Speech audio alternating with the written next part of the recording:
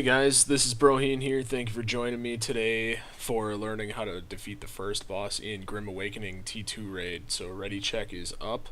Take a look at what kind of raid group we have. I don't have a lot of time to explain it, but the group sort of, yeah, you get the gist of it. So basically, Kaliban is tanked right there where you see Jezreel, one of my guild's cleric tanks, is tanking him.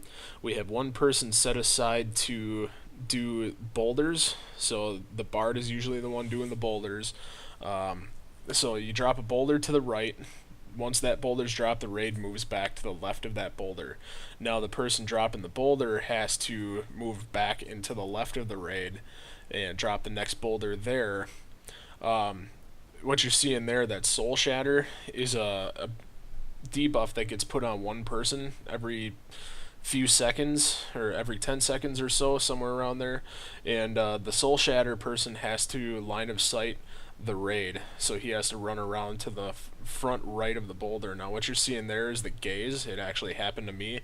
He'll charge you and one-shot you if you're caught by that. So what you have to do is run back and behind in line of sight Kaliban before the cast bar runs out behind the boulder, and he'll charge into it. He'll stun himself, and he gets a major increase in damage taken, at which point in time flaring power and orchestra of the plane should be thrown out there at that time. Now you can see on the screen there, Lost has Soul Shatter again.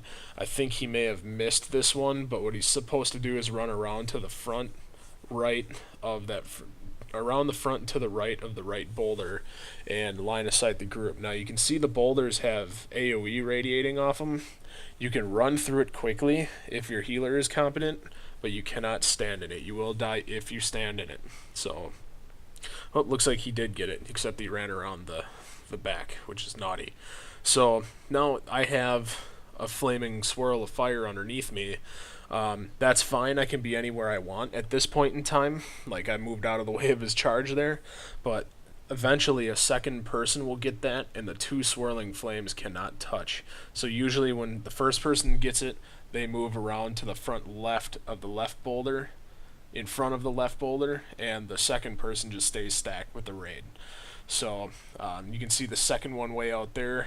Kaliban does have one ability that has to be interrupted, otherwise he'll put stacks on the tank, and it's just a bad day when that happens. If it's not interrupted, he wipes out a lot of people. He does that big AoE there that everybody just has to make sure you move back far enough from, and those little things in front of me are mines. Those will slow the movement speed down. So, but that's it pretty much for Kaliban. I don't think I'm forgetting anything. If I'm forgetting something, I'll add it into the comments or the description. So, thanks for watching. Good luck in your Tier 2 raid for 10-man beating Kaliban. Thanks for watching.